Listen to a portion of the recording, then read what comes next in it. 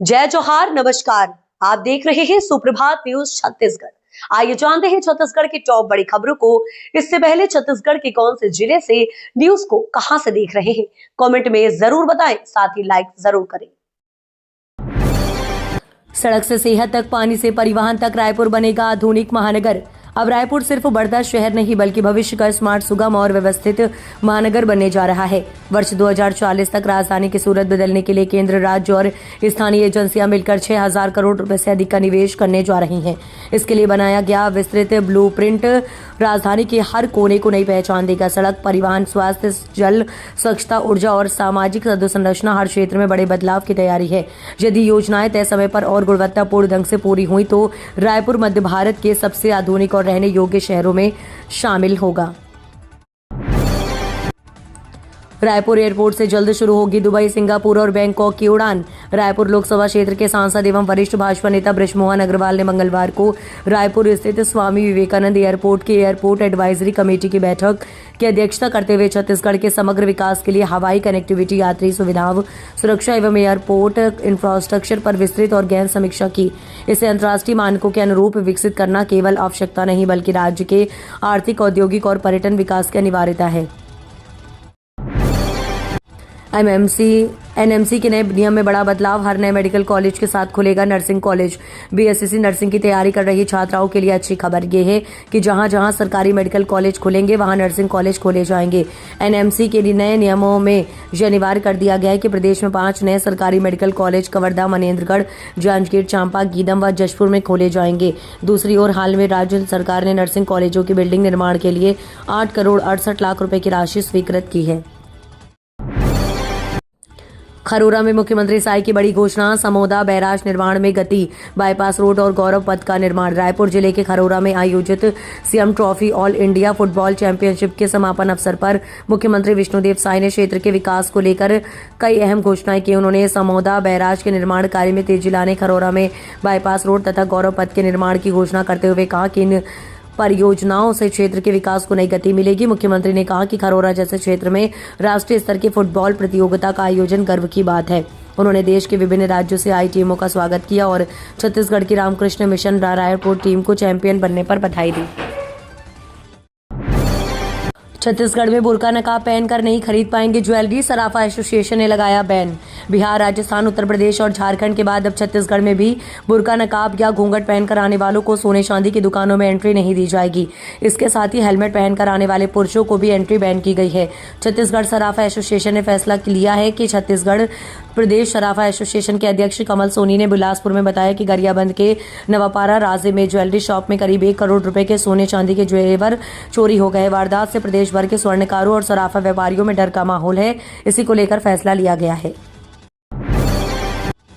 मौसम विभाग का अनुमान, आज से प्रदेश में पड़ेगी कड़ाके की ठंड। छत्तीसगढ़ में बीते दिनों से मौसम पूरी तरह शुष्क बना रहा। पश्चिमी विक्षोभ के चलते वातावरण में नमी बढ़ी है, जिसके कारण अगले करीब 3 दिनों तक तापमान में खास उतार चढ़ाव नहीं होने की संभावना है।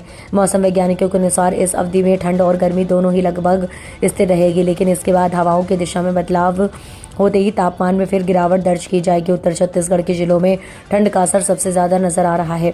बलरामपुर, रामानुजगंज और सरगुजा अंचल में सर्दी ने लोगों को खासा परेशान किया। बीते 24 घंटों में इन इलाकों में न्यूनतम तापमान 3.4 डिग्री सेल्सियस तक पहुंच गया। शिव, विष्णु, गणेश की आराधना से लेकर तारों के नीचे कैंपिंग तक अतुल्य दंतेवाड़ा बना पर्यटकों का नया स्वर्ग। छत्तीसगढ़ के दंतेवाड़ा जिले में बारसूर और मुचनार क्षेत्र तेजी से रोमांचक एडवेंचर, प्राकृतिक सौंदर्य और आध्यात्मिक पर्यटन का प्रमुख केंद्र बनते जा रहे हैं। अतुल्य दंतेवाड़ा अभियान के तहत विकसित ये स्थल पर्यटकों को जिप लाइन, नाइट कैंपिंग जैसे अनुभव प्रदान कर रहे हैं। सुरक्षित और सुगम सुविधाओं ने इन्हें बस्तर की सांस्कृतिक विरासत के साथ जोड़कर एक आदर्श पर्यटन गंतव्य बना दिया है। बालोदा बाजार में धान खरीदी में बड़ी कार्रवाई, प्रभारी पर एफआईआर। 124 क्विंटल धान की कमी उजागर।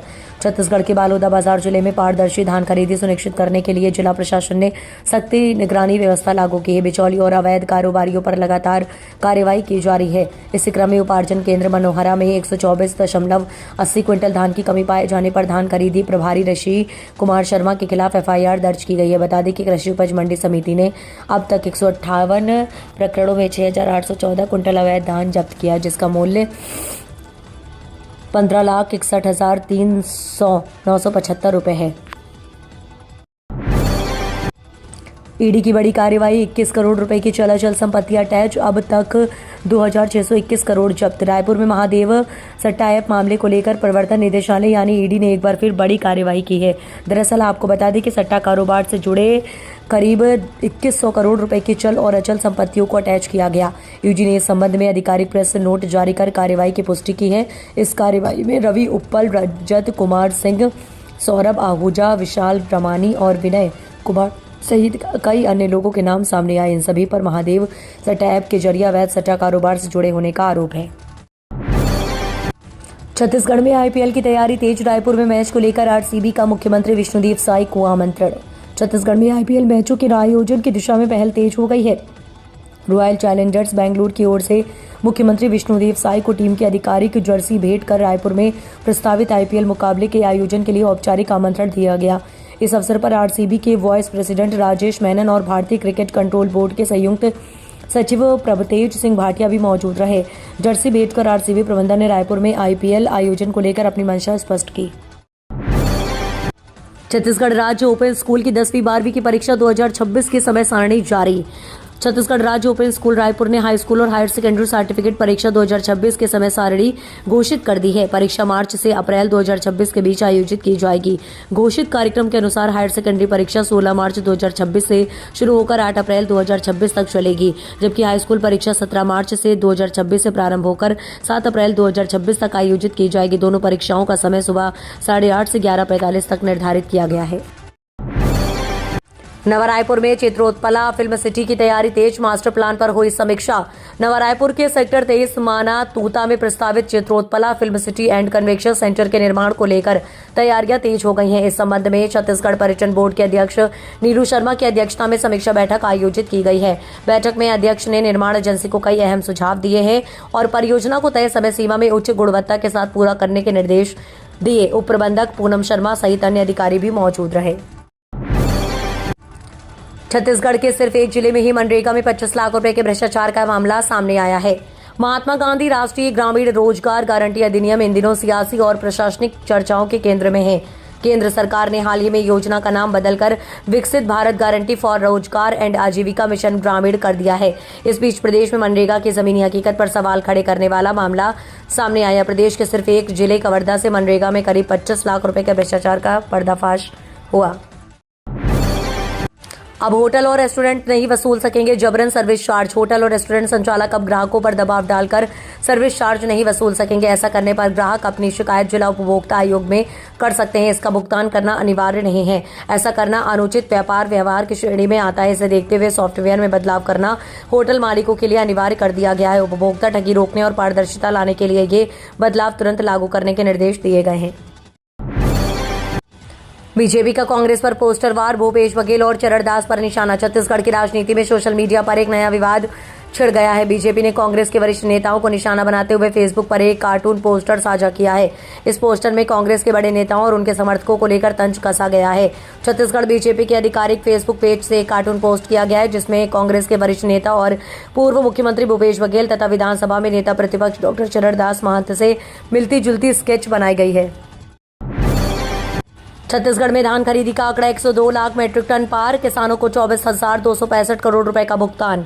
छत्तीसगढ़ में खरीफ विपणन वर्ष के तहत धान खरीदी अभियान लगातार जारी है। 15 नवंबर 2025 से शुरू हुए इस महाअभियान के तहत अब तक प्रदेश के 22 लाख से अधिक किसानों से 102 लाख मीट्रिक टन धान की खरीदी की जा चुकी है। सरकारी आंकड़ों के अनुसार अब तक 22,04,447 पंजीकृत किसानों ने धान बिक्री की है। वहीं इस खरीफ सीजन के लिए प्रदेश भर में कुल 27,43,145 किसानों ने पंजीयन कराया है। सुरक्षा बलों को मिली बड़ी सफलता, 24 किलो आईईडी और माओवादियों के राशन ड्रम बरामद। बीजापुर जिले के विभिन्न थाना क्षेत्रों में चलाए गए सघन तलाशी अभियान के दौरान सुरक्षा बलों ने माओवादियों द्वारा छिपाए गए कुल 24 किलोग्राम वजनी 4 इम्प्रोवाइज्ड एक्सप्लोसिव डिवाइसेस बरामद किए हैं। इसके अतिरिक्त माओवादियों द्वारा इस्तेमाल किए जाने वाले राशन सामग्री से भरे 2 सफेद ड्रम भी बरामद किए। जिले में आवारा कुत्तों का आतंक, एक दिन में 10 लोगों को बनाया शिकार। बालोद जिले के गुरूर थाना क्षेत्र में मां सिया देवी पर्यटन स्थल के पास नारा गांव और नर्रा गांव में आवारा कुत्तों का कहर देखने को मिला। बुधवार को एक ही दिन में इन बेकाबू कुत्तों ने 10 लोगों को अपना शिकार बनाया, जिनमें बच्चे भी शामिल हैं। इस घटना से पूरे इलाके में भय और दहशत का माहौल है। घटना के अनुसार नारा गांव में 8 लोगों पर कुत्तों ने हमला किया, जबकि नर्रा गांव में 2 लोग घायल हुए। आनन फानन में सभी घायलों को गुरूर अस्पताल में भर्ती कराया गया।